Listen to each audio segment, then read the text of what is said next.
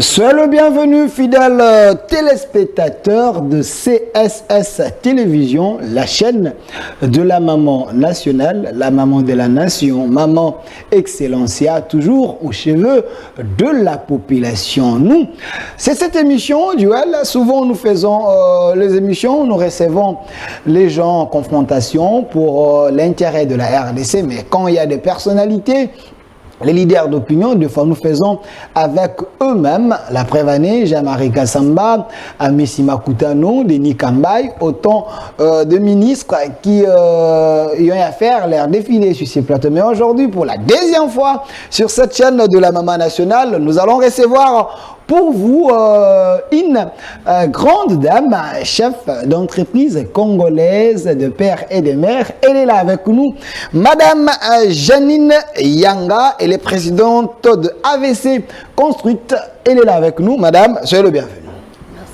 Merci. Voilà, Madame, avec vous, on va analyser, c'est vrai, un sujet qui dérange sur la place publique. Aujourd'hui, c'est tout le monde qui en parle. On vous a fait pression parce que nous aussi, la population nous a mis la pression de vous chercher pour qu'on puisse vous écouter, comprendre le pourquoi ce sujet est en train de traîner. Les Congolais veulent récupérer ces sujets entre leurs mains, mais il faut quand même qu'on vous écoute. On sera bilingue pour faciliter tout le monde à comprendre pourquoi vous êtes en train de plairer dans les réseaux sociaux, dans des chaînes de télévision, une dame, une veuve qui plaire. Avant tout, Madame Janine Yanga Azali Nani. Azali rwandaise, Azali burundaise, Azali Nani. Merci, ce journaliste. Madame Janine Yanga Azali, congolaise, de père et de mère. Naza originaire de Bassan Koussou. Et au Babengi Équateur, Grand Équateur. Madame Janine Yanga Azali, veuve, il y a monsieur Alain Van Kutsem, paix à son âme, et maman Yabana Misato. Madame Janine Yanga Azali, patron d'entreprise, Azali, opératrice économique, Azali DG à société AVC Construite, et puis en même temps, Aza à Kambarapé, groupe hôtelier, Nina River par exemple. Et voilà, en gros, c'est maman Janine Yanga, Azali Moko Yabana Mboka Congo, Oyazo Salake, Asalape Atombola Lokumu, Yamboka Nae Congo. Voilà, Madame Janine Yanga, je pense, Bino Bato, Bakolandabiso, partout dans la diaspora, na Congo, parce que nous sommes sur 16 télévisions, canal studio satellitaire, la chaîne de la maman nationale. Si on va cardiaque, le monde reçoit TV.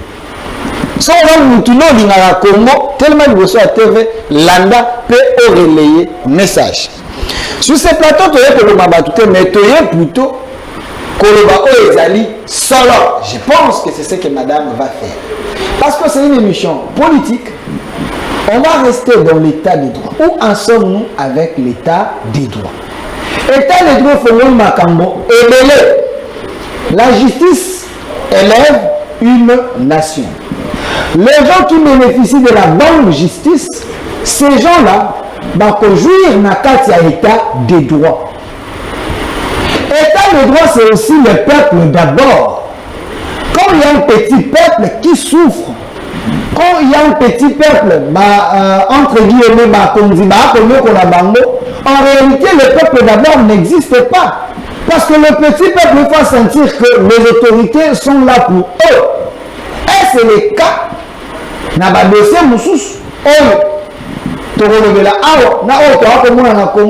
C'est plutôt le contraire. Il y a certaines autorités, moi groupe, il y a l'autorité, moi comme Moussous.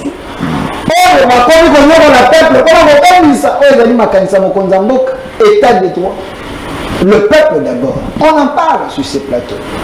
Mais avant nous sort, Madame Janine Yanga, c'est vrai, je vous ai demandé qu'on soit bilingue parce que le sujet, c'est pour la nation. C'est pour la nation. Est-ce que vous allez fier vous allez congolaise? Makambo a beaucoup de Congo et personne ne me dit que c'est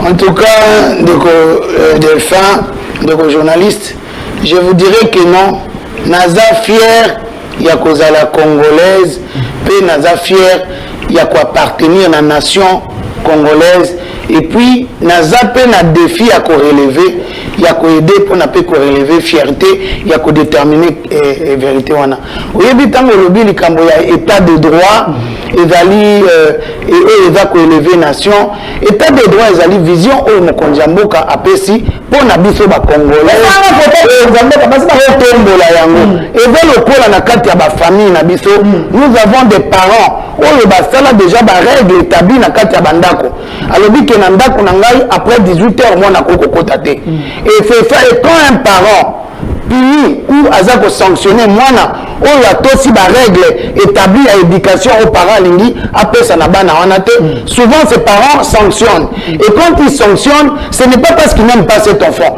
non c'est parce que papa lingi que mwana na ye azala irréprochable. Le problème c'est quoi? Quand on attaque un enfant indirectement sur le parent qui est visé parce qu'on va dire cet enfant a été mal éduqué. Or le parent quand il a établi les principes le quoi de papa Mokonzi Mboka tie principe à papa Mokonzi Mboka Félix Antoine Tshisekedi Tshilombo oyo toza ko sepelana initiative ya vision oyo ya lancé ya état de droit et c'est ce qui fait une nation. C'est ce qui bâtit une nation. C'est ce qui crée le développement d'une nation.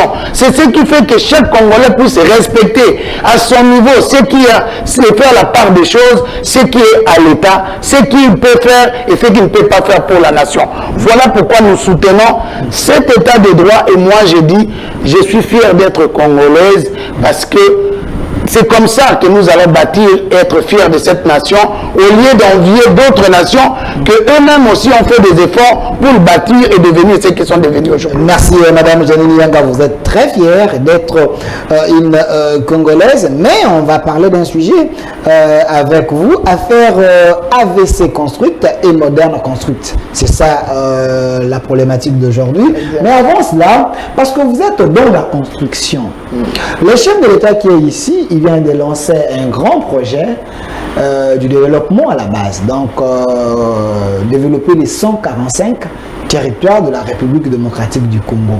J'aimerais d'abord que nous puissions prendre l'élément, que vous puissiez écouter, puis je veux revenir. Quelle serait votre analyse? Parce que vous êtes dans la construction. Monsieur Regan, donnez-moi d'abord l'élément. Le premier élément. La qualité des décisions de... Voilà, revenons d'abord sur ces plateaux, s'il vous plaît, monsieur Regan. J'aimerais bien continuer avec vous. Donnez-moi le premier élément. Il y a, je vous avais donné cet élément. Donnez-moi le premier élément et puis nous allons revenir sur ces plateaux. Je compter. Ok. Mbote bande kwa buzera. Tozali awa na bokote, mission catholique bokote, mboka bakunda bakanja. Awa toza na libongo ya mission, libongo ba sango. Bomoni awa na simana ngai ba ciment. Sac ya ciment, lié awa 800 sacs ya ciment. Oyo yé na compte ya projet ya chef de l'État Fati Béton. PDL 145 territoires. 145 territoires. PDL. Et comme Libiso na bokote.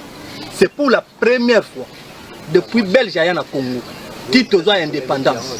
Mbala Liboso, secteur ya Bouzira. Et donc il y a gouvernement central. Et ya kotonga na mabele na biso. Toyambi yango, baba de fer yango, bazo binisi. Pona kotongela yango, hôpital na biso ya bokote. Baba de fer yango. Eza audio te vidéo. Yango. Eza ebele na barge kuna, bokomona ndenge bazo décharger. Donc, Fati Béton, Azo Lobate, Azo Sala, Aza mon Équateur, mais Botala pour la première fois. Équipe Péa qui n'a vu l'autre Bangoye, et ça montage T.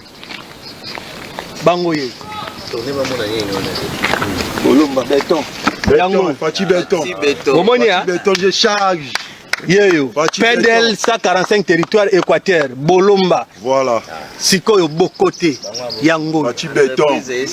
Fati Béton charge. Entreprise oh ils ont ça misala. SCC. Voilà. Yango wana bana Bouzira, to soutenir chef de l'État. To simba ye, to accompagner ye. Po action ya sali lelo lobby ya kosala ya koleka. To soutenir ye. Bato ba kosa biso te. Yango to moni sima ekomi na bokote ba de faire amoyo. Tala moyen de transport oyo yaki yango. Moyen de bazo transporter les bima. Yango za libongo mission. Lakisa kuna ba. OK. Yango wana. Donc à part ça, to sengi na bino bandeko ya bozira partout bozali, bino moko bomoni, etikali sikoyo biso, to tia mayele na makanisa biso pour que mboka na biso ekende liboso, bokote za la développer, bozira za développer. Ils ont 3 chantiers oyo ba pesi na secteur na biso a bozira. Ils ont bokote, ils ont ilenga na bongila mongo. De retour sur ces plateaux. Merci, monsieur Rigena, pour cet élément. Alors, madame Janine Yanga, vous êtes présidente de l'AVC Construite au Tigolanda élément Oyo, en Équateur. Pour la toute première fois, Biloko est commis et Tebako qu'on a faire développer territoire Oyo, contrée Oyo. Yo, vous allez moto Tongaka, Yali Bosso. Ok, Janine Yanga, Ozali Yanga, Mokona Yo Moniboni.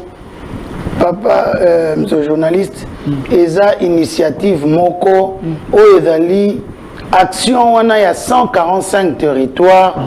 Papa, ça eza action moko salutaire. Pourquoi? Au moni lelo tozolo ba Kinshasa etondi ba chômeur batu ba yewa parce que exode salema. Batu ba kima intérieur batu nyoto ba yeko se concentrer na capitale. Or na kati ya intérieur yangonde ezali source ya développement ya awa.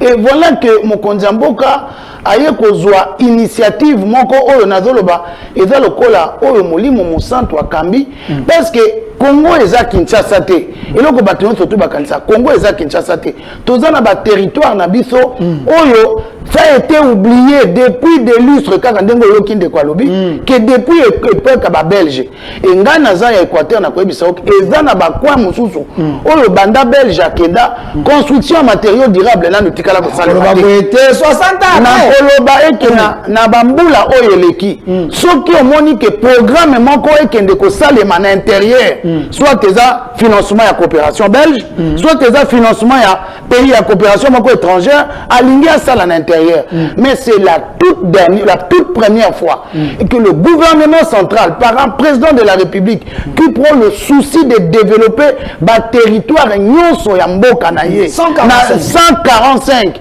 ezali action moko tokoloba il est une bénédiction pour le Congo et il faut avoir seulement l'amour de ton pays pour nos sala yango sinon ils s'en foutraient de rester ici à Kinshasa parce que awande babetaka maboko même mon bana na ngai pe ya Congo il faut bazala le Congo doit être modernisé jusqu'au fin fond le Congo profond dans le kola na bokote wana ça image na bazo kitisa ba sac ya ciment ya barre de fer ils vont construire en dur et écotique à la des années et des années des générations et des générations on parlera du président Félix Tshisekedi na programme il y a 145 territoires où il est développé ba territoire au moni awa tozala ki na problème il y avait un problème on va muter un magistrat à l'intérieur il refuse de partir parce qu'il n'y a pas de confort azana bureau il n'y a pas de bâtiment mais voilà que parmi la solution au mokonzi mboka za kopesa lobi okoyako yo ba nommer un chef à secteur kuna batutu bangi bakomaka ba député ba ya Kinshasa oh bozo koki ko za pe chef à secteur kuna ozana ba condition malamu eza ko permettre que au développer pe secteur wana na bilanga na kati ya programme wana na moni eza banzela papa Delphin nous on a réclamé à l'Équateur mboka Équateur kwa bambandaka okoki koya na nzela ya mutuka ti okomi Kinshasa mais ce gars pas ça avion etikala le seul moyen lelo bazoluka moyen Congo Airways ba développer yo moko mona ka coût ya avion mais soki na nzela ya mutuka nzela ba banzela batu bakei tel développement bato yo bazana nzela bo balona kabilanga bakobanda ko écouler facilement ba produit na bango ba marchandise na bango l'autorité de l'État va être rétablie na kata ba secteur wana au comment que autorité à l'État et puis ezali action moko sanitaire et puis pour nous aussi les Congolais et les constructeurs tala ndenge ba pesi misala na ba autochtone 145 territoires là oyebi combien d'emplois voilà entreprise évoluée ba petit peuple parce que on dirait programme ango et pesi penza kaka ndingisa na ba petit entrepreneur congolais le quoi ba biso ba entreprise ba jeune entrepreneur oyo ba uti ko sisa baza ko sala pona pe ko contribuer na construction ya mboka omoni awa na Kinshasa omona mingi ba société ba so misala minene ba société chinoise ba congolais mais au na programme à 145 territoires ça a été vraiment fait conçu de sorte que tout Congolais puisse bénéficier de la construction et se retrouver et kuna na bokote wana barre de fer na bokote wana ils vont aussi acquérir ba connaissance parce que ingénieur oya keko salisa misala wana ako recruter bana mboka kuna akolakisa ndenge basala main d'œuvre locale akolakisa ndenge basala ka béton akolakisa ndenge basala ka barre de fer et lobby bango moko bakotika la kosala yango on aura pu développer la province exactement et ba bâtiment wana et ko servir na développement la province en tout cas 145 territoires ici de Bolamba. Exact, voilà. Vous voyez, Bolamba, c'est un Congolais. C'est au moni elongi ya ninité. Tango Bolamba, komikuna, à cause de bande koba Bolamba, kolakisa, on débat la barre de fer. Et ces gens-là vont apprendre. Et non seulement que technologie on a écotique à la Bango, c'est encore en plus que le chef de l'État a donné aux Congolais comme il y a un adage qui dit vous me donnez un poisson, je le mangerai. Vous m'apprêchez à pêcher, je n'aurai plus faim. Papa on a kokende kotonga maçon on a nani ferrailleur wana akobanda ko sala lisusu pona bato mosusu il a acquis au babengaka formation professionnelle sur le terrain et okomona ke ba jeune bayaka akoti masuwa bazui ba ibora aye Kinshasa po akomata nani porteur na libongo awa akotika la kuna po bazo futa ye mwa mbongo azui musala bato bakosala ba entretien wana. Ça c'est le développement. Le développement c'est dans la profondeur et c'est vraiment une action oyo biso ba Congolais to soutenir to accompagner Mokonzi Mboka soki to moni ciment oyo ekei na programme ya 145 territoires etekami kaka bango moko biso moko ba Congolais to za la ba sentinelle parce que Mokonzi Mboka a lancé vision attendi ba moyen attendi développement tonga na 145 territoires et comme oyo azwa ciment et pour kenda ko pesa ezonga Kinshasa nde to ko mona na ba gouvernement et le cas opération retour awa Mokonzi Mboka za na biso nyonso ba sentinelle lelo to moni ba image ce qui est bien tout Congolais a comina pour ça il y a appelé sa image et nous devons encourager parce que y a un moment na Chine lelo ba infraction et si la pona nini ba tie ba pesa autorisation na population surtout oya comment infraction oya comment moto azo iba a filmer akena ngoka ko déposer na justice bakangi mutu wana et biso pe photo ça la bongo na Congo pour que ba décideur bato baza ko kamba soki baza ko sala malamu te toza la ba sentinelle na bato ya sécurité pona Mokonzi Mboka funda kabango que talambongo bopesa ki na ndeko Bolamba to mona ki ba barre de fer na ba ciment mais 3 jours vidéo batindela ki biso après ba ciment ne zonga ka na même masuwa et ke côté au général major onani ndazwa kité oh excellence to linga Congo lokola Mokonzi Mboka alingi Congo pe ndenge azo sala biso to pesa ye maboko po biso tu ba Congolais to sepela po ezali un plus au ezali pona biso nyonso ba Congolais. Merci madame Janine Yanga, présidente ya AVST Construct, donc aza ko appuyer makanisa Mokonzi Mboka ya ko développer Congo à la base, surtout na programme il y a 145 territoires comme azali experte et puis moto azali na kati ya métier wana atongaka asala ba po asala mambwebele une congolaise aza ko se battre pour le développement ya mboka na apesi makanisi alors bete biso nyonso ba Congolais toko kana ko appuyer chef de l'État to soutenir na makanisi oyo parce que soki Congo bandi ko bonga banda kuna na suka kuna bandi ko bonga moto akuna azana posa kishata akoma porter pour marcher ko comme là musala comme là maela akozwa et akokana ko développer contrainer. Voilà les idées à soutenir. Nous soutenons comme ça les chefs de l'État. Mais madame Janine Yanga, parce que vous êtes dans la construction, j'aimerais aussi okokana ko placer moi avant to kota na kati ya mama ya likambo na biso. Bako mona bato ndenge ndeko Gentili Ngobila awa bako buka na Kinshasa bako buka esika bato batongi lolenge esengeli te. Est-ce que bako pesa nga photo Gentili Ngobila lolenge esengeli te bako buka bino nde bato bozwa marché bokenda kotonga bongo. Qu'est-ce qui fait que vous êtes chef d'entreprise, on vous donne un marché pour que vous puissiez construire, même si la personne n'est pas dans les normes, mais vous acceptez quand même de construire. Ou l'État d'Azali coupable après sa autorisation, quel conseil vous pouvez donner à des cas? Moto à Sombaka, na moto à Tekaka. Bon, au moins, papa journaliste, biso bato totongaka. Au moins, moto à Elio Mikanda nae. Alors, le pango nanga yango.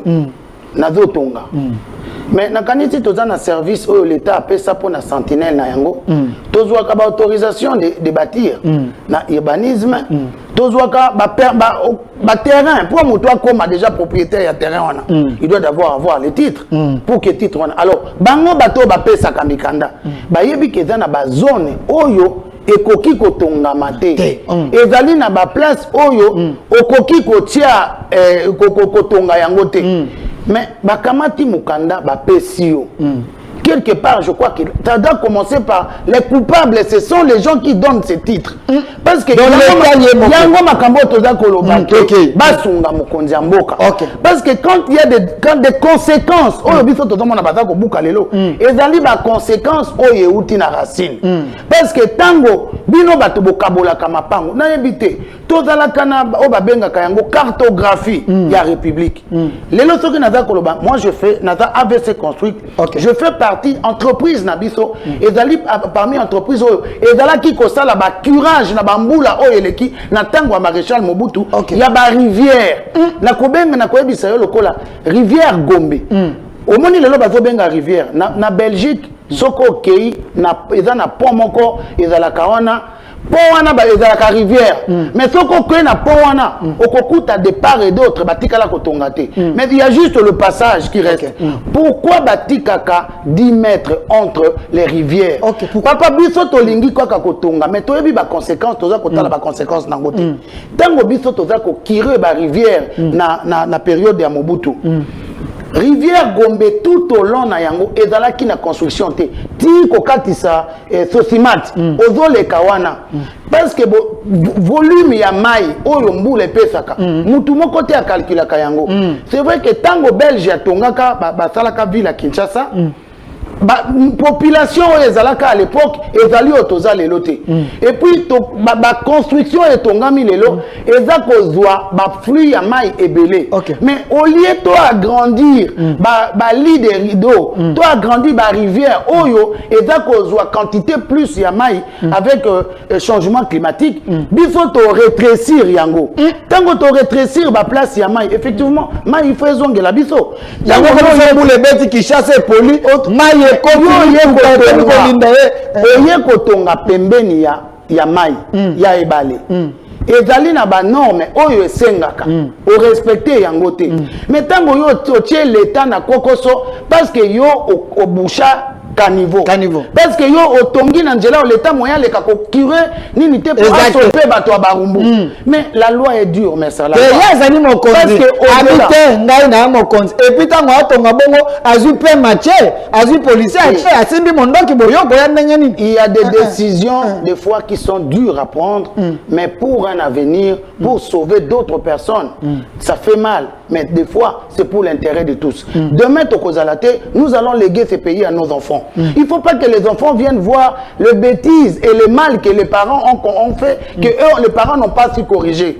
C'est vrai qu'il y a les uns qui viennent commettre des erreurs, mais il faut quand même qu'il y en a d'autres qui viennent réparer. Sinon, si on doit rester dans les mêmes erreurs, qui viendra réparer au lieu de notre place? Voilà que à l'époque, Sosimat ezalaki kozindate. Mais moi, Mboula Mokobeti, il y a 3 jours, Sosimat m'a combien? Vous n'allez pas vous poser la question. Tout au long de la rivière Gombe. Oh, la rivière Gombe. Yoka babengi yango rivière. Si le Belge l'appelait à l'époque rivière, ba boîte au point qu'on a menini, ce qui peut la comme au koki koya na boîte au traversé. Et dans le coin na ba pont en Belgique, au comment na masu ezoya po efungwami. OK. Ba masu eleki po ekangami nzela bato baleki. Mais les gens habitent de part et d'autre, mais pas dans le lit des rivières, parce que rivière on a et dans la même notre fleuve Congo. Ce n'est pas pour rien qu'on fait le dragage. Ba draga kango pour na kolongola ba déchets na bazelo. C'est quoi quand vous empêchez l'autorité à les draguer, à les curer pour na ko nettoyer pour que sauver ba ville mususu eza likolo ou eza ko inonder. Justement que et ko senga ba destruction. Mais yango toza ko senga que tango baza ko sala. D'un côté, le peuple paye, mais de l'autre côté, va sanctionner, auteur, autorisation. Mafia. Oui, mafia. Ndeko journaliste. Ceux qui ont chef coutumier a teke linga mabele. Maintenant, on a une affaire foncière, titre, place, wana batonga kate. Est-ce que ceux qui ont un certificat, parce que les gens qui ont commis ces erreurs-là vont faire payer encore à l'État les dommages et intérêts. Parce que le même l'État qui les a donné les papiers, le même l'État vient de casser. Parce que la personne qui était avant n'a pas respecté les règles. Et à Kamati a tekeli mutu, lopango, yo motongi, au Kamati Kanivo, au côté ici, nakati à lopango na yo. C'est comme on dit, les rivières. Kaka nakadouana, parce que tokoloba makamboa. Concession AVC, nous sommes dans la même situation. Merci Madame Eugénie Nyanga. Bon, comprendre, c'est une dame capable. Moi, je suis en train de la voir peut-être dans d'autres mondes à l'autre qui, peut-être. Et puis aussi, un mouvement dans le Conseil des ministres. C'est aussi un chef de l'État qui a soutenu, mais c'est Maël et Aboigna, c'est un capteur. Alors, Madame Janine Yanga, on peut passer à autre chose parce que c'est important. Ouvrons maintenant votre dossier. Mais avant cela, j'aimerais que Batouba comprenne. Affaire AVC construite et moderne construite. Nayamba na mwa kala. Ezalaka ete kapuku nanini mais lelo échangé. Namoni plus moderne ndarome kobima. Selon banquette nangai, on a imposé moderne na katia conflit oyo. En réalité, moderne ne pouvait pas être là. Mais on l'a imposé, il semble que parce qu'il a l'argent, il peut influencer les autres. Ani continue na makati. Et ça le roi bitumbezaki ya moto to yo sur longa ki papa na bango, siko mwana bité ngape na ba paquet na koti. Mais yo zaki na katia conflit to koti ndengeni nde moderne. Mais quand on explique na ba congolais comment ça se fait que yo se retrouver maintenant avec moderne quand on tolo moderne ils ont de quoi riche Jaktani parce que photo de quoi na indien wana bato mona kaenda de quoi indien oyo de quoi indien bato mona kaenda oui kaka ndengo lobi engape za kolekela ngai naza ko ekomi ko kamwisa ngai ke esika oyo ngai nazalaki na conflit nde na kapuku oyo tribunal na ba jugement nyonso to ebima et dégarpissa ye na 2000 aye kaka na 2006 na 2005 aye kozwa lopango ya bato mais lelo na 2020 mwana na ye kandengo zoloba ekomi mwana na ye société moderne construite ya Aris Jactani oyo azali oui kolo hôpital HJ oyo azali administrateur gérant et puis ceux qui naza kotanga moderne construite monsieur Aris Jactani parce que na ba certificat ya lopango ya bato tozo wela na yango AVC construite est représenté par monsieur à l'époque monsieur Alain Van Kutsem Construction paix à son âme aujourd'hui représenté par madame Janine Yang et moderne construite dans ces certificats même dans les actes de vente a été représenté par monsieur Aris Jactani oyaza kolo HJ hôpital oyaza propriétaire ya certificat oyo baza ko prévaloir ya ko brandir yango na kati ya lopango na ngai pona alobake aza propriétaire ya esika wana par ce certificat là. Okay. Et c'est là où vient le problème. Parce que cet endroit, avant 2020, monsieur Ari Jatani azala quitté. Et puis esika wana ezalaki esika tozali kowelela na Kapoko. Mais depuis 2017, tant que tozolo balikambo état de droit, jugement ici et bimaka banda kala o esenga kaba déguerpi bato tout na parcelle numéro 8 il y a plan cadastral il y a commune na Mongafula et na koloba na beaucoup c'est que ezali lopango esika oyo biso to banda ko occuper ko exploiter ezali carrière depuis 1959 lelo naza même na rapport ya cadastre ya 1995 certifié carrière oyo fait une carrière en pleine exploitation. Il y a AVC.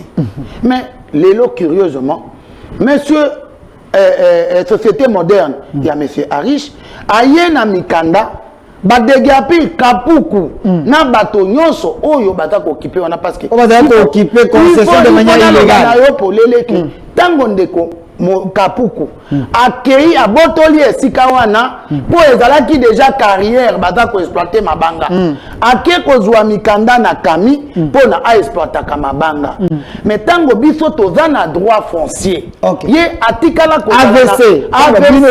Tango tozo ba biso AVC, société AVC, azana droit foncier par un certificat ordinaire, certificat d'enregistrement.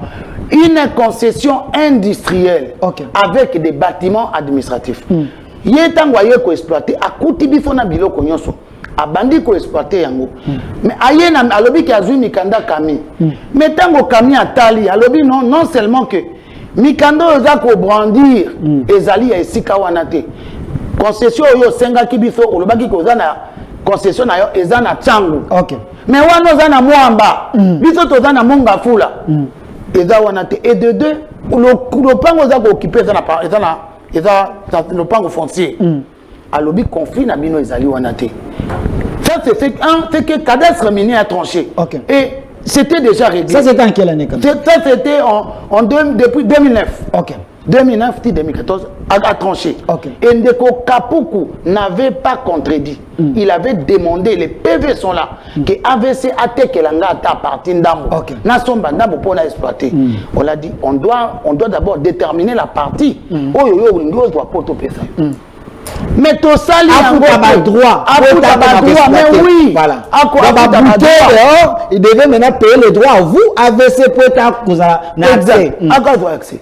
Mais qu'aucun mois, il y a qu'aucun mois, aujourd'hui, oyebi mokolo eloko. Ok, koluka mokolo eloko atekela yo. Mais mokolo eloko avandi azozela yo oya kozwa po on dit que ba biso que oza na droit efiko na te efiko na droit foncier yo oza na ngote. Ake koyoka na batu ya affaires foncières.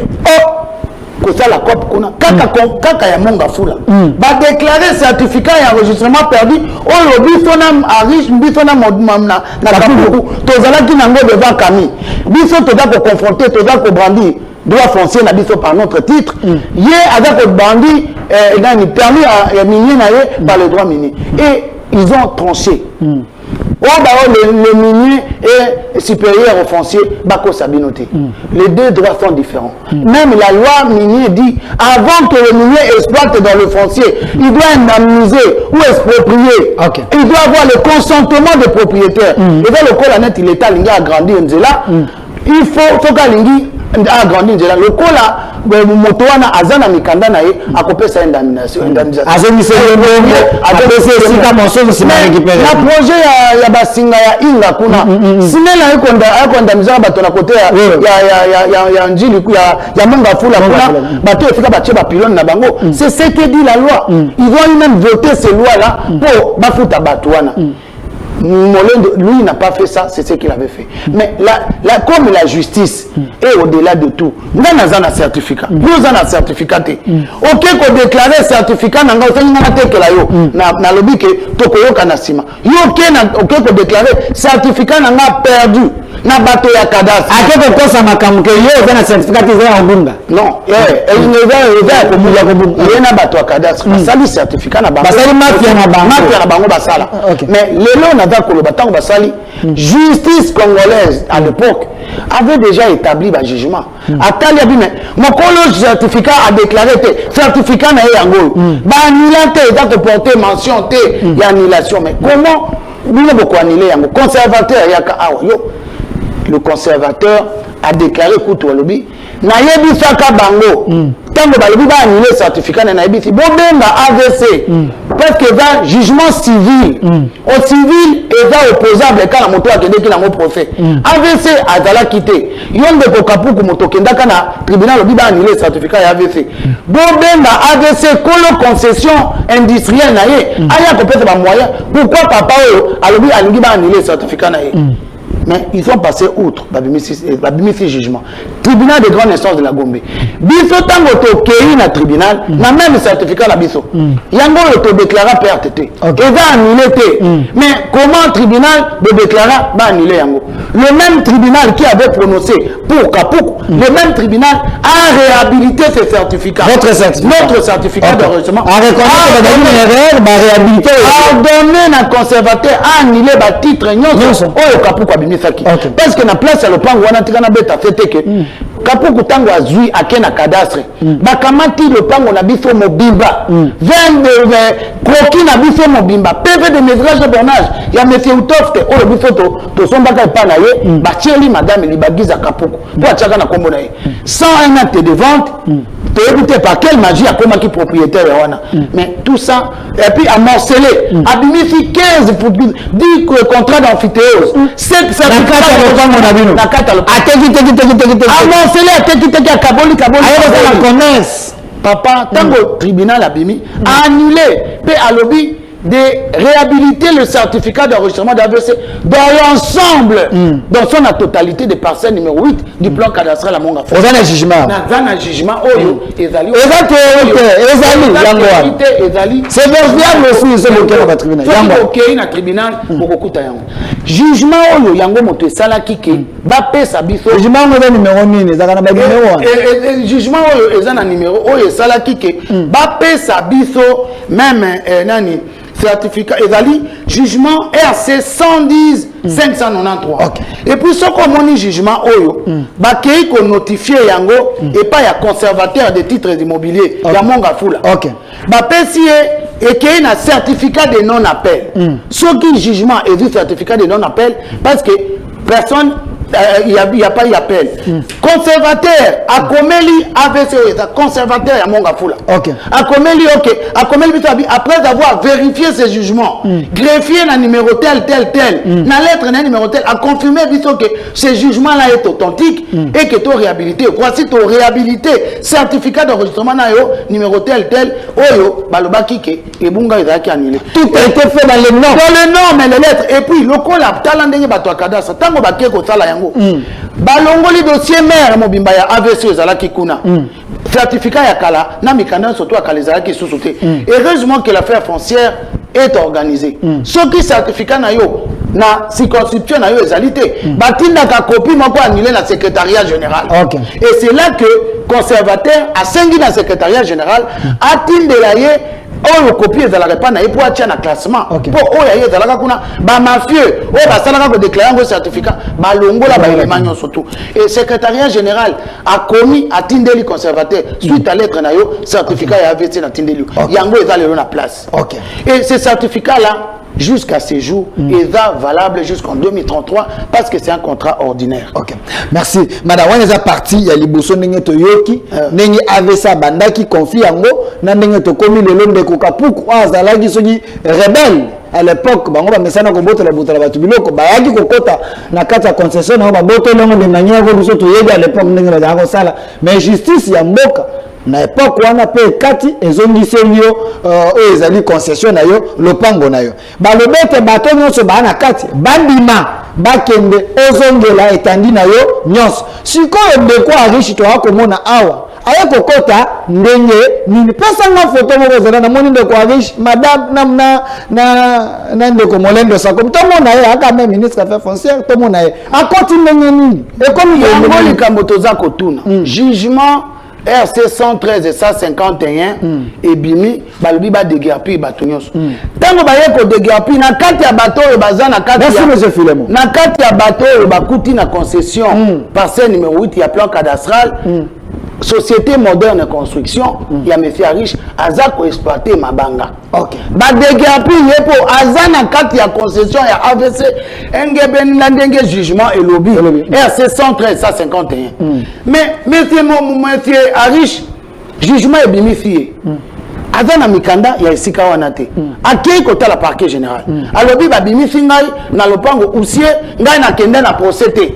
Na kende akomeli pe jusqu'à ce que même mokonzi mboka à l'époque. Alobi ngai je n'ai pas pris part à ce procès mais baye ba déguerpi ngai na lopango na ngai.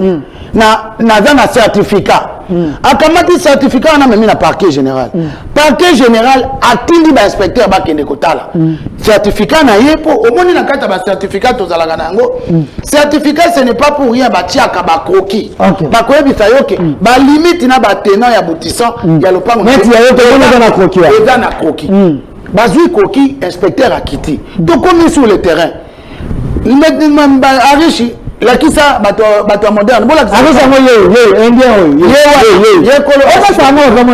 la kisa lopango na yo mais lopango na ye eza na katikati ya mapango ya AVC lopango ya AVC eza na avenue de la paix lelo babenga ngo avenue Kabila eza au bord ya rivière Njili selon le PV de mesurage et bornage na croquis na biso yango toza au bord ya rivière Njili rivière Mankala aza ko traverser na kati certificat ya moderne construction oyo ya sombaki epai ya banziele yango yo. Voilà. Lopango même croquis même certificat. Batali balobi PV na ye ya mesurage lobby lopango oyo ezali sur la route Wassa à 1 km de la rivière Njili et tangi ba voisin na ye voisin na ye ba concession louye pour Madiondole AVC azate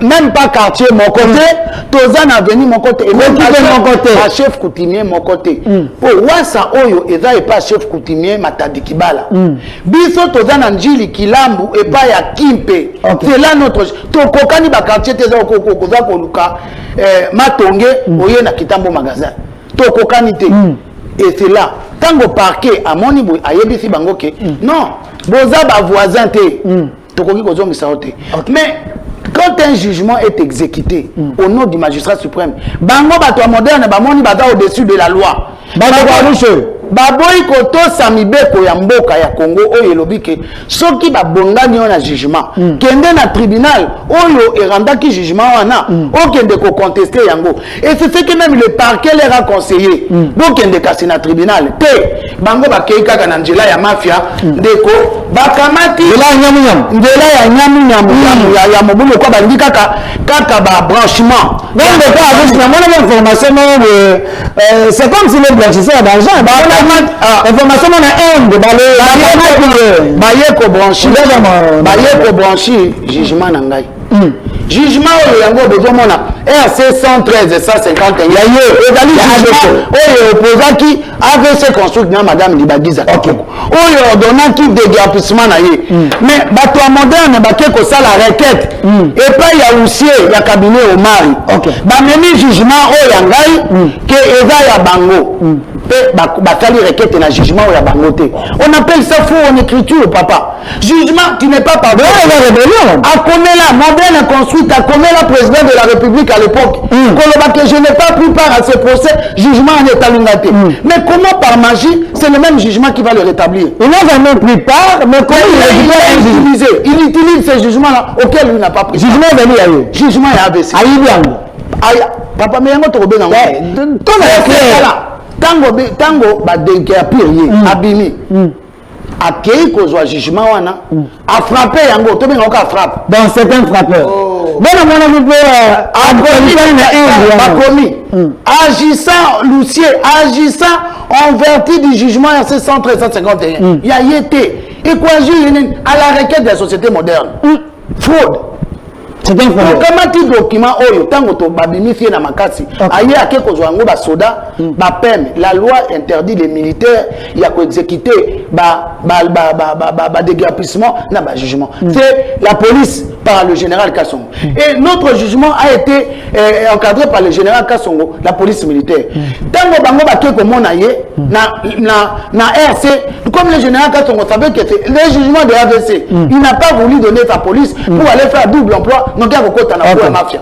Zab Asungaï. Général Kassongo, il a sa police. Bango Baki. Abo na mafia. Baki comme on a premier président ya cour d'appel.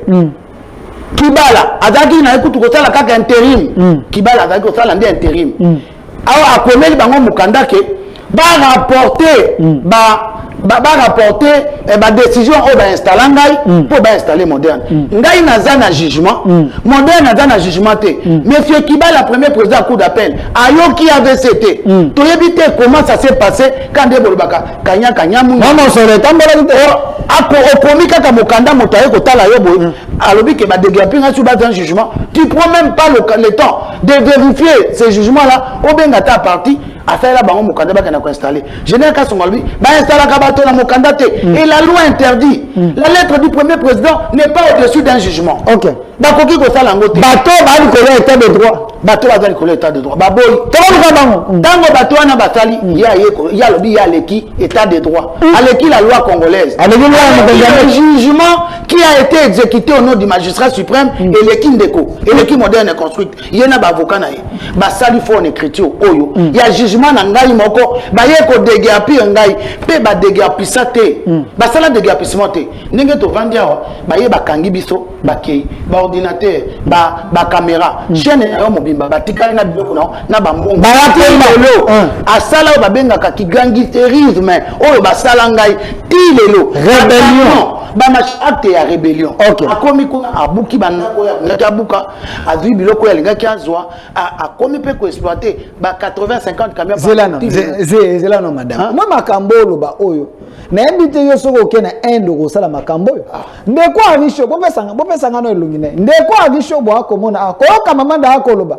na mikando akomisa na mbite ndeko avisho ko sala M23 te ndenge nini jugement ezali o ezongisi moto na kati ya lopango na ye yo oza na jugement te ozwi ya moto ezala ka de lecteur na ngai yo ozwi yango oke kobimisela ngo mbongo na kombo na ngai donc ngai na tika na ndako yo ozwi ka de lecteur na ngai ozwi elongi na yo eza kutu kuna te ndeko abishi eloko asali yango wana azwi bapene bakei kosala rebellion na lopango ya moto bazwi babengani bato bakangi bango babuki bato bazwi bakoti bamivandisi na mboko ya biso Arichi Jaktani indien oyo na bato na ye na conglomérat ya bato na ye tobenga bango conglomérat de escrocs d'aventuriers ou de mafieux na yebi te ezaka mutuna basali yango na kati ya mboka oyo mama évolue siko molendo sakomba koti na makambo ndeni parce que lui il devait quand même veiller sur certaines choses papa naza kolobake na libandeli ya dossier oyo ministre Molendo a été mis au parfait dès le début ya conflit oyo ayebaki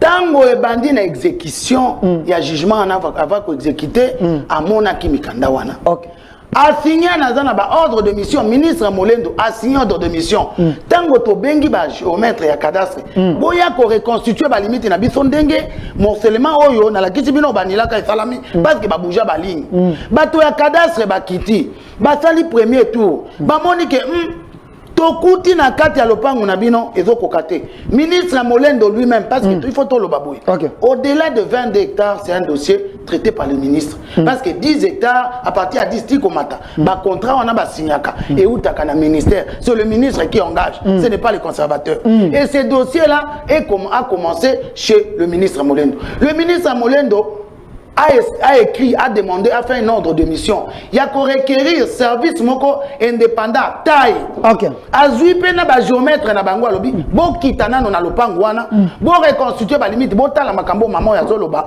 ndenge ezali. Na kita tout le terrain te. Ba kita bango moko parce que cadastre azana plan cadastral. Ayebi ke limi lopango yo numéro 12 ezana place bon avenue boy. Ba kitina batwana, ba reconstituer ba limite pe ba tindelinga rapport officiel par correspondance balobi tokuti na kati ya concession na yo ba lotissement illicite Tokouti les murs en construction et on voit des constructions et une exploitation il y a ba indien. Ba reconnaître que ba kuti na kati ya lopango na yo. Ba kuti yango eza na rapport ya cadastre. Oza na rapport yango. Ezali balobi tokouti yango yo. Rapport yango yo. Nga miloko aboye ba ba monaka. Rapport yango oyo. Zelana. Ba komi yango yo. Molembe mutu atindaki bato bakende kotala. Bakende kotala. Kotala mutu akomi mutu asigné yango. Conservateur des titres immobiliers à Mongafula. Voilà. Frédéric Loassa. C'est l'actuel conservateur. Aza conservateur Tilelo. Asba komi rapport kroki batindeli ngai ya limite ya lopango na ngai yango.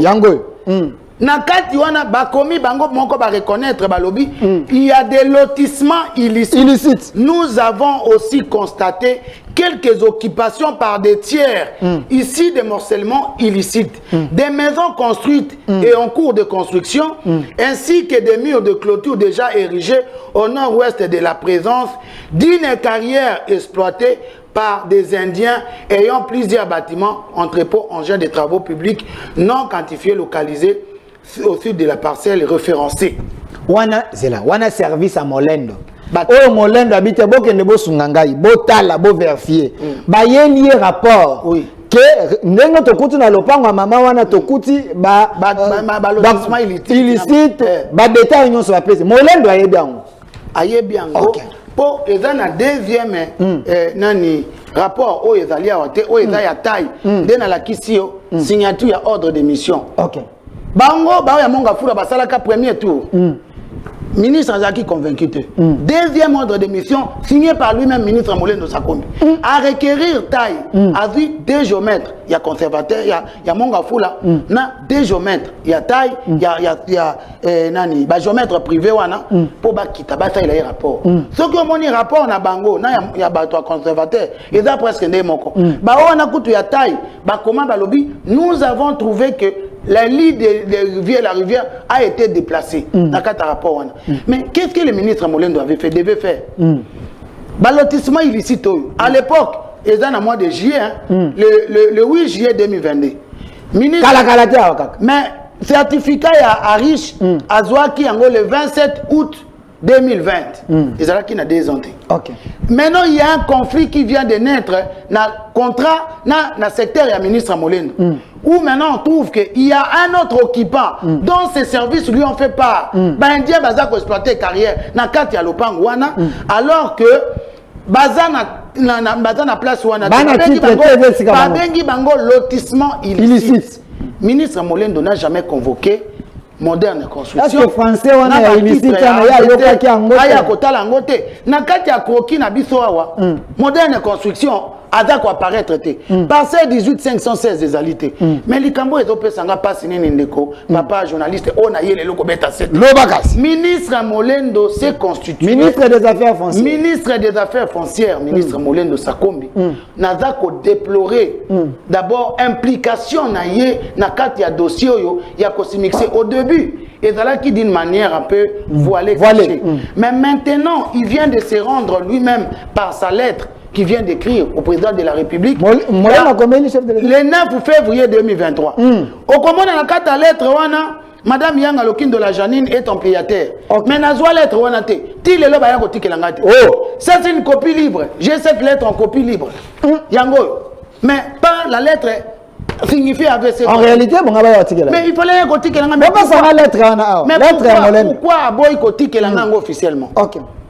Biso tango ba déguerpi Moderne Construite au-delà na makambo Moderne Construite a sali ya ko utiliser jugement na biso tokenda ka epa ya IG Sabe inspectorat judiciaire o etali makambo ba jugement pona kotala ke biso toza na jugement mais moto ya ke kokota kuna na kati n'a pas une décision judiciaire IG Sabe a fustigé lettre ya premier président ya kolobaki azana droit ya ko kotisa mutute ezali interdit asengi bakende ko réinstaller AVC na ba droit na ye pe auditorat militaire alongola ba PEM oyo bazalaki na kati kaka ndenge tozalaki kolela na kanisi otuninga nazalaki abanda kala nazalaki kolela bi interférence ya ba politique ba pression politique voici lelo eye kobima polele bazo benga IG sabe kokende ko exécuter te ko tia mama wana te pona nini te IG sabe a se transformer na troisième juridiction Oyo, premier président ya cour ya cassation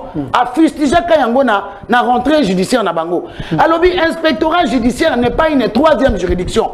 A koki ko sambi sakate, y a tala kaka soki juge randaki jugement on a soki ezali conforme ou pas. Mais IG sabe à se conformer troisième juridiction na sous impulsion ya ministre Molendo.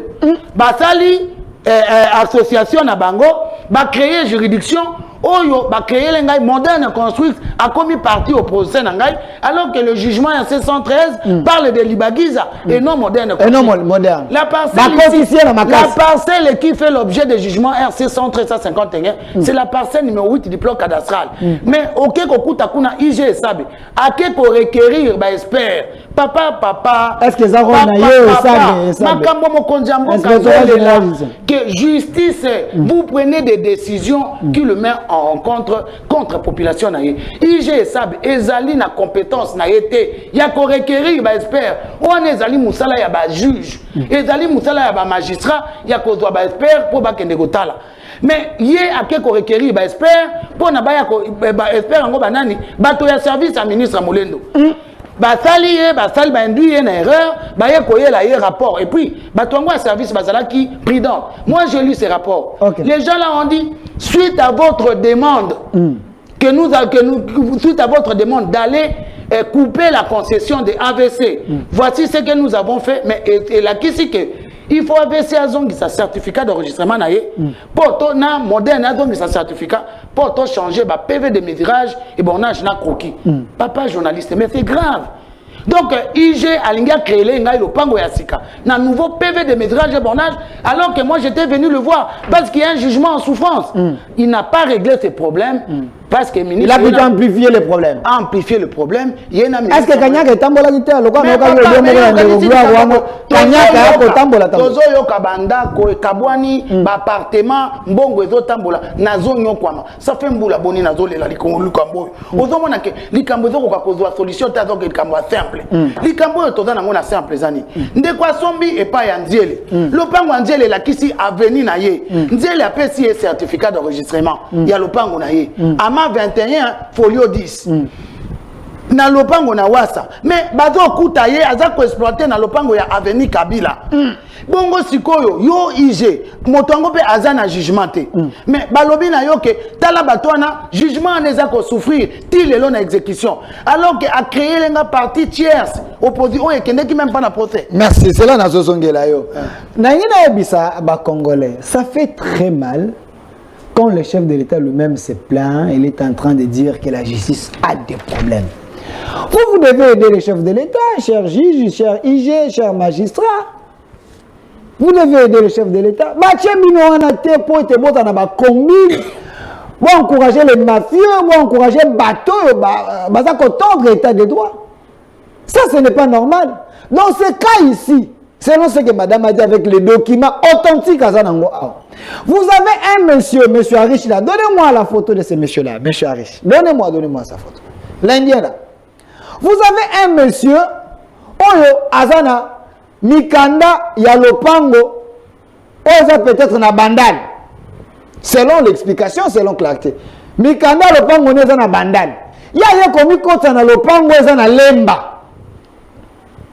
Ayepa akoti avandi moto na lopango na lemba bi papa yo kovanda na lopango na ngandeni ote na vandi kaka lakisa mokando za nango elakisi ke adresse na yo eza na bandali oyo kovanda wa ndenge nini ote nga na bana bakonzi ote ngai na mbongo ote ngai siko mama habite lokola na koyiko se faire justice te na kende na justice tanga kepa ya bato esengeli bakataliko bato wana bakomona mosolo ndenge akotambola bakangi miso bakomona mama te baomona nde dollar ndenge akotambola ndenge toyoki bakomona dollar ndenge akotambola siko na mboko ya état de droit est-ce qu'il faut laisser cette dame souffrir comme ça ou il faut l'appuyer de façon que azongela bato wana akosenga faveur na bino te azonga kaka na kata bato wana ye appelez ces gens ici Oh, la cuisine Mikanda, ce qu'on a la bandundu, quel est bandundu?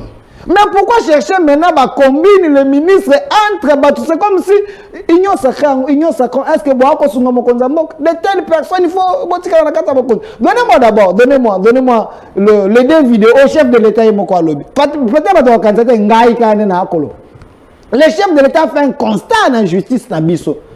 Justice au Wana, ba ramifications allaient belena ba ministre na banane, bato ba répondre ko sunga. Mokonzambo kate kosunga état de droit te pesa ngato yo kana vato zonga nana tokota nanu na mokando molendo akomeli chef de l'état to banana akomi nini parce que yefa yo kaka ba conseil mokonzambo pesa ngano ba son.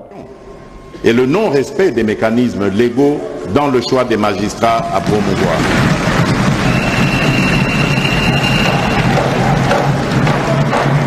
Pour y remédier, je me suis engagé à apporter des réponses idoines à titre de thérapie à ces maux qui rongent la gouvernance de notre justice. 1. Je rappelais également la nécessité de veiller à ce que les décisions de justice intervenant dans le cadre de ces conflits puissent réellement être motivées selon les sources du droit reconnues par notre Constitution et ne souffrir d'interférences et d'interprétations subjectives au risque de désacraliser l'autorité de l'État, de consacrer l'impunité et de concourir à l'insécurité de nos compatriotes.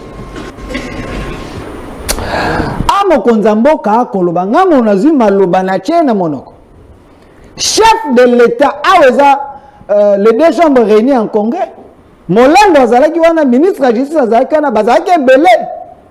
Mokonzamboka teli bango na miso akoyebisa bango makambo bo akosala. Eza malonga te, eza malamu te. Il y a des décisions oyo ezo respecter mibeko mboka te. Ezo souffrir une exécution. Il y a des décisions oyo bo akozwa par coup de billet vert. Si je peux interpréter le chef de l'État. Ici le chef de l'État a dit mais voilà un cas patent. Vrai. Madame, Olande Mokonzamboka, Oyoki Mbengenini, et puis Mokanda Olobi Molendo a commis, il devait quand même être neutre. Est-ce qu'il a commis Makamboni nous connaît pas bango? Ah papa nazoe bisao Mokonzamboka, Nzambe abate la kaye. On azali papa ya bana oyo ayoka kambela pe passe ya population na ye. Makambo Mokonzamboka a dénoncé que azako décrier.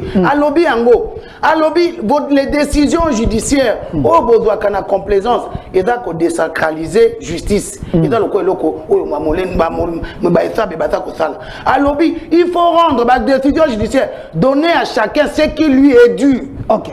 Mokonzamboka bi pesa na oyo ya zui ndeko voilà na kata mokanda. Tango Mokonzamboka komi papa, c'est lui le magistrat suprême. Na tamboli depuis mois d'avril, on naza kolela na leki na ba chaîne naza koloba.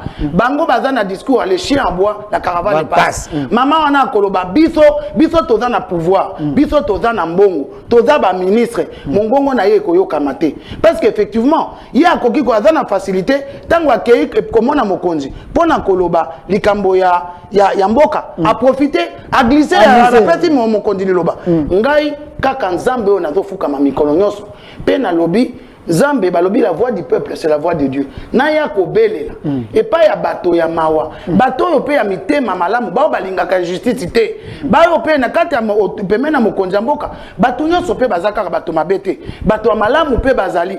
Tango bango bazako utiliser ba canon mosusu pona kokosa mokonzi. Biso to lobela vérité.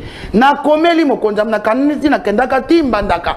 Kokuta na sanga photo na mama zalaki na Mokonzamboka na mbandaka. Na décembre papa depuis avril nazo tambola na le tribunal na le kawa solution yango yo komi na temi na loza tengi na papa Mokonzamboka na lobi papa naza ko senga implication na yo moko personnel na kati ya conflit ya ngai na moderne construite pour ba interférence ya ba politique eleke belé na ba mikata papa yo moko kaka il faut loba pe sika surtout ozokenda bazo biso dossier na yo il faut ka Mokonzamboka siko Mokonzamboka za na makambo ebele akenda ko bundela biso na sisa makambo M23 atukana ko sisa biso nzala aya lisusu ko banda ko landela biso makambo ba ministre ne ba sunga ba ko batse su ba problème ba o magistrat bozali wana ba juge bosili sali kambo wana na talaka na papa mokonjamboka na lelelelaka ye mais tango na zongi na lobite aza mutu makambo eleki ebele ikala ko bosana na komela ye mukanda pe na lobi oyo kaka na sengaka ye na maloba na tia na mukanda okotanga titre wana ezali demande de votre implication personnelle dans la résolution du conflit opposant la société AVC construite SARL à la société moderne construite sur la parcelle portant numéro 8 du plan cadastral. Natangi kombo ya ministre Molendo. Natangi kombo ya société affaires foncières. Nasengi en tant que père de la nation. Le magistrat suprême. Implication na yo pona règlement pona ko régler conflit entre ngai des sociétés total ko parce que interférence des autres parce que lui il est le garant des bons fonctionnements de l'État. Et puis na kati ya mokanda na ngai l'objectif c'était quoi? Nazonga na kati ya jugement, naza bénéficiaire ya jugement, pe na commis bien. Na commis chef. Le jugement est exécuté et rendu au nom du peuple congolais, exécuté au nom du magistrat suprême. Na rappelé yango. Na constitution, la loi, nous eza kosenga, eza na ba mibeko mboka, oyo biso tout tozali obligé à respecter. Ngai naza na jugement na ngai, mais tant que moderne construite, akamata a utiliser jugement na ngai, ayako bayako kota na kata lopango na nga, ba botolanga biloko na nga nyoso. Papa, toza kolela M23, aza ko bundisa Congo pona ba botola bango ba minéraux. Oyo mokonzi mboka aza ko dénoncer partout, ata akuti bato bako beta dame, il faut ebisa bango que le Congo est agressé par le Rwanda. Et celui qui soutient les M23, c'est Kagame. Pourquoi? Parce que Soko Monindoki, Belela. Parce que tant que vous avez l'andoké, vous savez, yango et vous savez que le l'homme mokil mobimba, bakanga ki munoko, bazaki kokota makambo a Congote, batu baye bi vérité po, papa beleli. Et ça le quoi AVC naza ko belela, naza na siège des institutions. Mais na kati anda konangai M23 yangai ezali moderne construction. Mais maintenant na ye komona ke Molendo Sakombinde Kagame na bango. Parce que yende moto aza ko tinda bango aza ko soutenir. Molendo azali moto il faut azala na kati na ye na moderne. Selon ba c'est le ministre sectoriel. Secteur na yende conflit wane botami na lopango oyo mokonzi mboka ngaki abenga ye. Tango nga na komeli mokonzi mboka ke tala Molendo ye ayeka kamati lopango ayeko vana na lopango nanga na jugement oyo ngai. Mokande ko mama ki ezalaki bongo. Ye azalaki kaka en copie. Mokanda na biso oyo tokomenaki mokonzi ezalaki na date le 31 janvier. 31 janvier. Parce que to monaki na solaki na mokonzi na décembre. Le 31 janvier na komi. Entre temps parquet pe abandi déjà ko sala mosala, abandi ba instruction. Parquet général. Na monaki basala ba suspension ba travaux. Parquet général ay ko sala ba suspension ya ba travaux. Pesa nga ba image wani.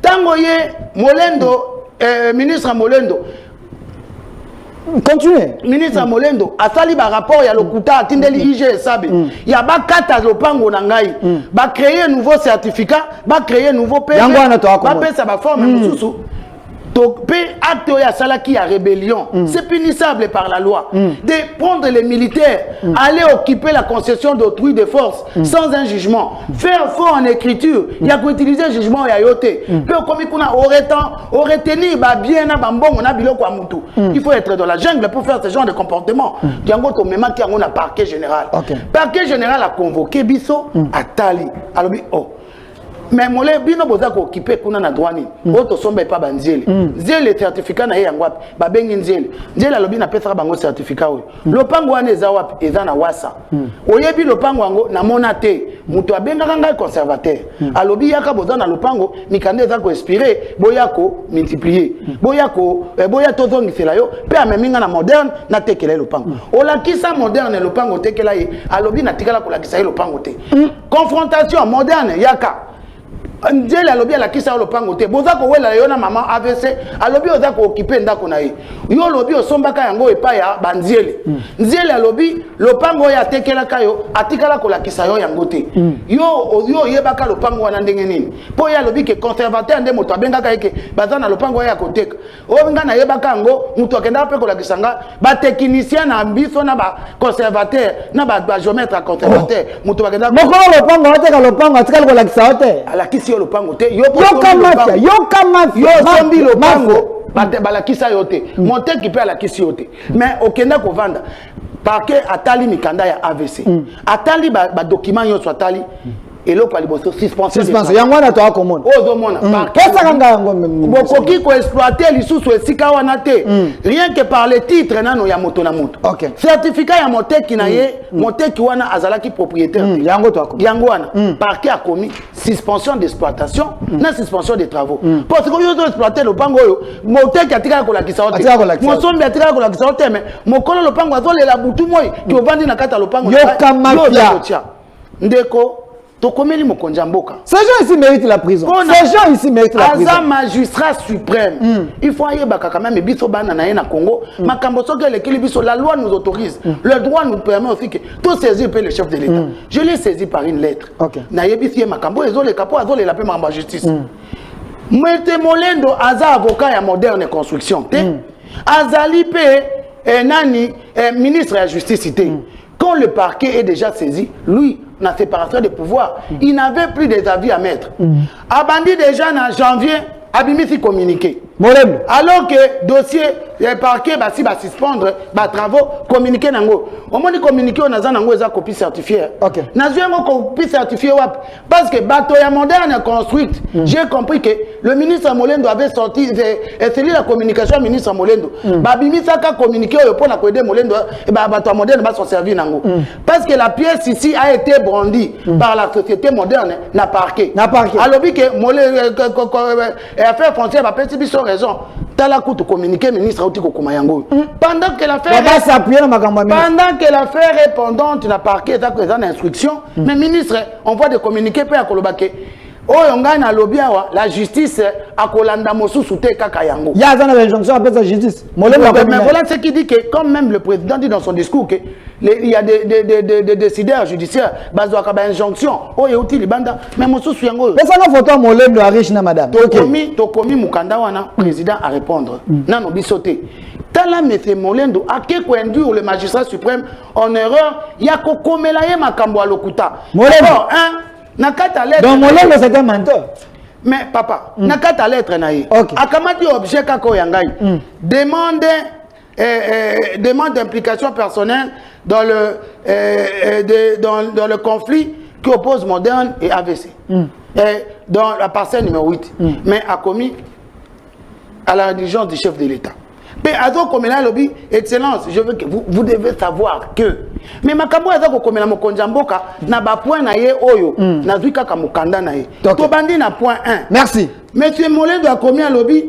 L'acte de vente est signé entre Moderne Construct et la succession Ziele, dans laquelle le vendeur déclare avoir vendu la parcelle numéro 10 516 et l'Enji Librasserie et sur Ama 72 folio 98. Nazuka Kamakambo ministre Komaki na point 1. Tala lokuta. Certificat ya Bandiele Yangoyo. Acte de vente signé par Bandiele Yangoyo. La question caméra monaka. Certificat ya Bandiele ezali oyo ministre Molendo a commis président de la République ité. D'accord si mon compte. AM septembre folio 98 du 25 août 2020 ité. Parce que Bandiele bazala kiba héritier. Mokolo lopango ezalaki papa na bango Nziele tekela. Certificat na bango ezali ama 21 folio 10. Tango Nziele aye na parquet. Abandi alobi a tekela ka Moderne Construct lopango suivant acte de vente oyo. Acte de vente yango yangoyo et lobby bien que lopango na ye ezali ama 21 folio 10. Mais ministre Molendo, il fallait comme la présidente de la République, il a ignoré ama 21 folio 10. Mais 98 oyo uti wapi. Azuyangwapi parce que base des alinde oyo. A innové. Parce que Njele bana bazala ki na lopango te c'est un héritage. Ils doivent hériter le bien de leur papa. La base c'est ama 21 folio 10. Pourquoi ministre Molendo a bombi koyebi sa président d'où vient les ama 21 folio 10? Mais à cause mon compte. Il y a des ministres qui se permettent de mentir. Mais non, la question est de savoir si il y a ama 72 folio 98, il vient d'où? Parce que si vous savez que mon à 98 et dans la combo ya Nziele Semo, Nziele Henri, Nziele Mavinga, bana 7. Oh, na 93, na 95, on a basomba lopango wana te. Oh, le bien là, ça appartient à Dieu l'été que la papa. Et la parcelle est bien écrite. C'est la parcelle numéro 10, 516. Et comment il a un certificat? N'a communiqué à ministre Molendo. Voilà pourquoi il a voulu, il induit le président en erreur. Parce qu'il a communiqué à mois de janvier, assez à combien qui m'a konjambo kake. Parcelle numéro 10, 516. Et dans la Kanamazal. Et dans lotissement à Mazal. Et dans ya Bandier l'été. Mais ministre Molendo oublie que c'est sous base, il y a jugement, il y a liquidateur. Il y a la succession, Ndeye a signé qui contrat d'amphithéose. Na kati ya lopango ya Bandiele. Contrat d'amphithéose. Il s'était basé sur ça. Il s'est basé sur parce que Nziele, pour qu'il ait un jugement comme un liquidateur, a signé un ministre Molendo na certificat. Il avait bien ici. À quoi si mon Konjamboka 1 na point 1. Molendo. A commis le contrat d'amphithéose. Il y a le 22 août. Portant sur la parcelle numéro 18, 516 établie au nom des héritiers de la succession Ndiele. Voilà ici qui reconnaît les héritiers. Mais le document de base des héritiers, il aurait dû commencer par expliquer le président que héritier, on a AMA 21 folio 10. Mais voilà, c'est là où il y a le numéro 10, 516 et non 18, 516. Bon, peut-être il l'a oublié. Bon, contrat a commis. Certificat papa Atikeli Bango est un numéro 10, 516. Le Pango, comment il a signé un contrat et Balouki 18, 516. C'est ce qu'il devait expliquer au président de la République. Magie et les Kakiwana 10, 516 et Balouki 18, 516. Après ces explications, on a été à Kossi. Aïe, qu'on commence sur la troisième à lobby. Le croquis attaché au dit contrat d'amphithéose auquel est enregistrée la parcelle 18 516. Croquis yango. Ce qui moni croquis oyo. 18 516 wana talandenge ba surchargé yango. Pesa kuna batalaka. Croquis wana batomona ka croquis. Talandenge 18 wana. Zuilanga ndo batomona ka croquis makamo molendo hapo sala. Eza na surcharge. Et puis tikalaka wana papa journaliste. Au moni na croquis au ministre à lobby. Et lobby la parcelle eza na wasa. Et la kisi ba voisin concession loyer, concession commande concession dole. AVC aza voisin te. Mais le pango wana PV nango ezali 12 841 AM. Le pango wana ezali à 1 km de la rivière. Est-ce que quoi l'accent est-ce que croquis non s'il vous plaît croquis non le gros l'accent croquis oh l'accent osko ya le pango ya yo croquis. La kisa ba tomata no ba croquis ango na no soke za ndenge mimi. Pour Molendo faut amona peut-être amona ki te faut pas nous que la peut-être manette. Pango ya AVC. Aza au bord de la rivière Ndjili. Voilà. Au moins, l'accès de la rivière Ndjili. L'accès tala croquis oyo. Est-ce que kokani? To kokani. Mais tala ba voisin na ye ba cité. AVC aza voisin na été. Makamunga na komela. Molendo. Le ministre des Affaires foncières. Tango Ndjili était que la joie certificat na 95. Ministre Molendo akomaka ministre té. Tango AVC pas azalaki na certificat na ye. Et dans 2008, ministre azalaki té. Mais au lieu à interpréter ba document oyo biso tata ko la kisalelo ba ko tianga ye on nini. Mais makambo yazo koma ako justifier ngo na ba titre oyo wapi.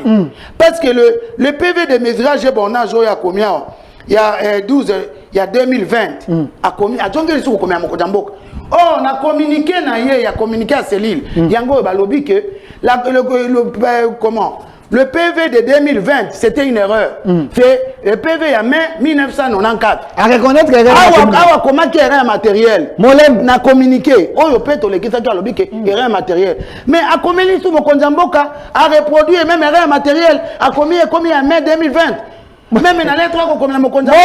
Il fallait signifier que et dans la Kinde il y a 1994. Pour tout ça, c'est fait sciemment. Molendo. Il fallait éclairer mon Konjamboka asuka awa. Mais il konga naza kolela izaboy. Ngai naza opératrice économique. Naza chef d'entreprise. Comme ministre Molendo écrit des diffamations contre moi, c'est pour me nuire, pour que lobby ba client nangai, bato ba koya na AVC, ba monake naza crédibilité. Comment ministre Molendo au lieu de se limiter à fait au État affaires foncières, il va évoquer au chef de l'État des décisions judiciaires auxquelles même lui-même n'a pas pris part au procès. Les décisions judiciaires qui ne relèvent même pas à l'époque où lui il était ministre, il est devenu ministre. Adako cité à Komel Mokonjamboka Lokuta à lobby le certificat qui prévaut AVC construit a été déjà annulé. Est-ce vrai? Dans la Kisibino Yango, le certificat ici et là, le numéro 37, n'a jamais porté les mentions d'annulation. Ministre Molendo pour induire les chefs de l'État en erreur de prendre des décisions. Et puis, ce qui a fait foncière, à Kokiko Wanga Nateke, il n'a pas ces documents. Le conservateur des titres immobiliers, Yemoko a acquis réception à Komelina AVC que na réhabilité suite au jugement Yangoyo. Ça vient de l'affaire foncière. Ministre Molendo, service naïe, ministre Molendo a commis nos ministres. Bon, peut-être Molendo a un bureau baza informé. Alors, et puis, Ndeko, il y a mon tour pour que nous un jugement, il y a déguerpissement. Je devais d'abord prouver que je suis propriétaire. Pour que le parquet général, est-ce que le ministre Molène donne un service, l'équipe au magistrat, au bazar, construit le dossier, dans le parquet général, n'a qu'à la droit, parce que on est allé compétence na bango. Mais ça n'a pas parquet général. Pour que le parquet général, a comme allé n'a qu'à suspendre les travaux. Mais toutes ces décisions ici viennent d'eux. Ok. Des décisions et les partis ngai motoza qui na biso na procès ezali libagiza kapuku ba élément oyo monsieur ministre Molendo aza ko frapper alobi nga ba condamnanga na faux en écriture papa na kolakisa sous le kuta et c'est que je dis que ce sont des imputations dommageables et c'est punissable par la loi parce que ministre Molendo doit devoir prouver parce que tout le monde qu'il a mis en application a Kobeli Mokondambo alobi que j'ai été condamné et ce jugement là a coulé en force des choses jugées. Mais c'est grave, c'est faux. J'ai le premier jugement. Il y a trippé Ngaliema. Oyo, Yangoyo, RP, Yangoyo, il y a trippé Ngaliema. Oyo, Ezalina, RP, 273 63V. Tango, monsieur Kapuku, a moniqué. L'État a zongi singa na badouan na ngai ba annulé ba titre surtout ya lokuta oyo akende ko zona sika wana ake ko luka ne basala ka dilatoire po tango na instruire basali tribunal ya kofunda po na déguerpissement ake na pénal aye na ngolo ba po balo ba ke le pénal tient le civil en état d'ailleurs soko tangi na ba dispositif ya jugement na ngai oyo ya exécution ya déguerpissement il faut état de assignation oyo oyo ya ki ko brandir que il y a une décision au pénal, le pénal tient les civils en état, le tribunal a trouvé que c'était un dilatoire. Parce qu'il y a eu déjà 5 audiences. Tosito Koma qui déjà na fond, il y a dossier, Akoka qui a en difficulté qui a prouvé, Azako réclamé le Pangouana sur base de quel titre. Parce que Azan a certificat, AVC Azan a certificat. Hier Azako prévaloir de quel titre. Pour na bango ba manœuvre na bango justice pour bloquer kuna akena pénal à lobby. Cette dame a fait faux en écriture. C'est une action pénale. Donc, et voilà, j'ai été acquitté, le jugement est là. Ba lobby il a acquitté de toute poursuite et même pas de frais à payer. Tanga nano akitma wana batu po Molendo lobby te yo babuta ki dehors aux condamnés à lobby dit non établi l'infraction d'usage de faux mis à charge de la cité Yangalokin de la Janine. En conséquence, l'on acquitte et la renvoie en fin de poursuite. Tikano, caméra soit déjà batuba monaka weza TV za radio te. Molendo le ministre des Affaires foncières, comment un papa peut commencer à mentir? Koyoka ndenge madame akoloba na mikanda. Et puis un ministre qui ment. C'est terrible ça. Quand un jugement est en cassation, ce jugement là est perdu. Na gagné na premier jugement na trippé Yangaliema. Moi, Nani Kapuku a interjeté appel na tribunal à grande instance de la Gombe. Tokei ko samba na bango. Juriste c'est ça la procédure. Quand le ministère public n'interjette pas appel, on ne peut pas alourdir ba charge ya moto ba kitaki. Mais comme bango ba yebi ba na facilité mon appareil judiciaire. Ba na ba juge, ba magie ba composition na bango. Ce qui a ça préparé bango, yo ke côté le makuna ka étiquette. Pour ba na jugement la bango na poche. O ba ko rendre. Et comme à l'époque Epeko était juge na cour d'appel, c'est l'associé l'ami de Kapuku o ba ko sala biloko wana. Si je cite Epeko, j'ai des preuves. Parce que ba jugement ya Kapuku, yé moto arrêté à Kayango na grève alors qu'il était juge. Baké Kosala na RP 19 779 ba lobby ba condamné à Madame Yanga de usage de faux et des dommages de 50 000 $. La loi m'autorise de pouvoir en cassation parce qu'il y a vice de procédure. Le ministère public n'a pas interjeté appel. Et le juge ici n'a pas été dans le fond. Le premier juge a été dans le fond. Ici, on n'était que sur la forme. La forme était que, étant donné que le ministère public n'a pas interjeté appel, les avocats ont dit on ne peut pas plaider. Parce qu'il n'y a pas appel des ministères publics. Mais le juge est passé outre. D'ailleurs, on avait fait même une prise à partie contre le juge Oyo. Mais mais nous avons fait un pouvoir en cassation. Dans la mafia, dans la mafieux, kamati mafia, un appareil judiciaire pour ternir l'image appareil judiciaire. Voilà les lots que senga que appareil judiciaire, la miso. Parce que les mafieux ont des bazosala, bakekosala. Na cassation. Dossier na zolo baya RP 79 au ministre azolo bake couler en force et juger le kuta. Soki otali nani ordonnance na bango tala baje basali. Bakei na cour à cassation. Bake ko bimisa ordonnance ya classement définitif. Alors que le jugement lui-même ordonnance na bango babimisa. Ils sont venus me signifier. J'ai signé. Et puis ezalaki na mois de juin les 10. Mais les 14 Tanga Yango, le fameux jugement a été signifié à Madame Yanga que le 14 juin 2022. Mais il y a déjà ordonnance de classement. Avant signification. Effectivement, bon, le quoi la bossali, la loi me dit, j'ai interjeté encore appel, n'a sali sous pouvoir en cassation, n'a minute nazoloba. Il y a eu déjà la requête déposée et Zali est à suivre normal. Ministre Molendo a induit encore menti au chef de l'État. Parce que Madame Yanga, et puis des deux, non, il y a Motou et Zali qui. Après, on dit que na chuté Zali, na 2000, na même TGI Gombe, jugement RP 24 263, qui n'a jamais été frappé l'appel et a quitté parce que Awa Bafundaka et Madame Janine et Monsieur Kokolo, n'a conservateur des titres immobiliers d'avoir fait le faux. Jugement Yango Balobi, Madame Balobi non établi en faux comme en droit, l'infraction de faux en écriture entre Madame Yanga Lokindola n'est pas établi occupation illégale, n'est pas établi en forme de tout, il y a Kokolo et le conservateur et ordonne même que Libagiza Kapuku a dédommagé biso 10 000 $. Yango Oyeza Yasuka par le même tribunal à TGI, Oyo Akita, Oyo Kutu, ils n'ont même pas frappé d'appel. Bon, si Koyo Yé ministre, pourquoi me nuire? Il y a combien d'avocats à moderne construit Likambonanga ya pasi naza kolela yango wana. Il y a dali église au milieu du village. Akokaki kosuka la kopesa mokonjamboka o etali domaine na yeme. Le ministre Molendo a un problème personnel avec Madame Yanga qui veut me nuire. Mais moi depuis ce conflit, j'ai toujours soutenu que les services des affaires foncières ont induit le ministre des affaires foncières en erreur étant donné que lui n'est pas un géomètre. Akitaka na terrain te ba service na ba signé ça ba mikanda oyo que lui il n'avait pas pris connaissance. Comme entre autres, aujourd'hui affaire Nziele et Moderne se retrouve avec des actes de vente avec des signatures différentes. Nziele alobi signe acte de vente oyo et dali kuna et salaka mutation ya Moderne ayebi angote et dans la signature na été. Et effectivement, parce que signature Yanziele Yangoyo, ce sont des signatures différentes.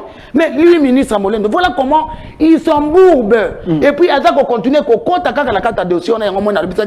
Maintenant, je comprends que le M23 à Riche et le Kagame, c'est Molendo, qui est derrière mon dossier. Dans les sièges des institutions, il y a Koleli Sangai tous les jours à l'ingité dossier. Merci madame. Je veux que vous puissiez 30 secondes. Une photo de la maman nationale. J'aimerais avoir la photo de la maman nationale. S'il vous plaît, vous savez, hein, des fois ça fait mal. Quand vous voyez une dame comme ça, on se bat, on sentir le poteau, mais elle est la logique à baïder. Et puis, il y a mikanda qui expliquer nenge likambo bandaki na nenge komi na nenge ba M23 baye cocotte pour te baboto la concessionnaire. Le problème, j'essaie de réfléchir. De quoi riche à une entreprise moderne construite. Madame Yanga a une entreprise AVC construite. Madame Yanga, il faut comme un millionnaire au chef de l'État, à un poste que un millionnaire congolais payé, Bakoma. Mais comment nos propres frères congolais, c'est comme si un entrepreneur congolais, Ce qui m'a dit, c'est que c'est clair que Madame Azana Mikanda na Enyos, comment le ministre des Affaires foncières qui devait être au milieu, mais Azako soit pari à Motomoko, comment on a des détails à passer mon konzamboka du moment que basenga qui angote et puis ba détail moi pesa ngona sembote ko kamamao a tien biloko mosusu te ba détail moko orienté. Ce qui n'est pas normal, vous devez travailler pour l'intérêt de la République, pas pour les intérêts. Il y a des billets verts. Madame, na sengi photo à maman nationale, pour na pas battre. Mon konzamboka a makambo belé. Mais le la pepe ya maman te wa maman. A rappelle la kaka mon konzamboka bato ya yo ba ko sunga peuple na haute. Ah toi na cadre le peuple d'abord. Vous devez vous retrouver dans le peuple d'abord. Maman ça la nini. Na minute appelle-moi si. Ngai naza ko senga na maman. Le premier conseiller de l'homme, c'est sa femme. Derrière un homme fort, il y a une femme. Et les lots, ceux qui me konzamboka, azako zwa makasi onyo surtout azako telema. Parce que derrière le président Félix, il y a une grande dame. Il y a une dame de cœur qui est le maman Denise. Oui, il y a la séparation des pouvoirs. Mais biso pe ba maman tozali liso, o to senga ka kosunga la mokonzi, ke bato yo atie pembeni, baza kosunga yete. Pe liso moko etala kate il faut dans la nyonso maman. Na leli mingi mbula mobimba yango. Naza ko senga kaka ke ce qui me revient de droit. Mbango baza na facilité, ya komona mokonzi po baza ko occuper ba poste, le quoi un ministre quand il écrit au chef, il va lire. Quand le ministre prend l'occasion, il est reçu par le chef de l'État, il écoute. Ngai voix nangai kaka ba voix de 100 voix. Voix nanga kaka ndenge na ko belela. Bato a motema ya mawa. Bato balinga ka justice te. Maman, oza maman. Naza maman abana. Je suis une veuve. Je dois avoir le temps de m'occuper de mes enfants. Je n'ai plus une vie. Quand je vois les gens qui ont certaines facilités à pouvoir, le quoi ba ministre Molendo. Alingi kimia na kata likambo yote. Likambo si la tête des entreprises. Aza ko induire papa en erreur. Il y a coupé ça et ba fausse déclaration pour avoir à punir. Toi une décision mon corps. Ou il y a des contre-population maman. Na sengi en tant que maman. Nayebi ki a séparation des pouvoirs mais na moment moko okoki attaque kolobake botala nano likambo ya mama oyo aza kole nazolela lokola naza na mboko bato bazalité bato ya mawa bazalité likambo ya facile toyebi yo biso moko toyebi ba leya mosu ezalaka oyo ke moto aza na raison mais baza ko étouffer raison na ye pour les intérêts obscurs mais nzambe oyo toza ko sambela il est un Dieu juste. C'est un Dieu le yo elobi aza défenseur ba veuve na ba orphelin ya ba opprimé nde mabolongo na ngai etikali kaka asimba mitema na bino asimba mitema bato bakomona mbongo te mama bomeka kotalela ngai likambo oyo justice azomona eza clair mais bato baza ko utiliser ba position na bango pona ke Congo na Congolais à jouir paisiblement na mboka na yelo kona bamboka bapaya. Merci madame Janine Yanga Ozali présidente de AVC Construct. C'est vrai le sujet était là, qui affaire AVC Construct et Moderne Construct Tolobeli Yango. Je pense APJ au peuple de Gégé et Batoyo bana possède Congo kende liboso, il est temps que vous puissiez travailler pour l'intérêt à Congo, pas pour votre intérêt. Tant que Koki, totel ma pone école. Mon konzambo kasi à la kisinzela, mais vous devez les soutenir, vous devez l'aider, mais pas continuer dans les antivaleurs, pas continuer dans la kachaba mafia, s'il vous plaît. Mandat à l'État et silaka. Ngai na conseiller madame. Fundata molendo. Fundaye. Boye na mone ako bem sa réputation na yo fundaye. Merci, restez fidèles à nos programmes. La rediffusion de cette émission, c'est à 22h, ici, sur la chaîne de la Maman Nationale, CES Télévision. C'est chaque jour à partir de 11h, rediffusion 22h. Au revoir.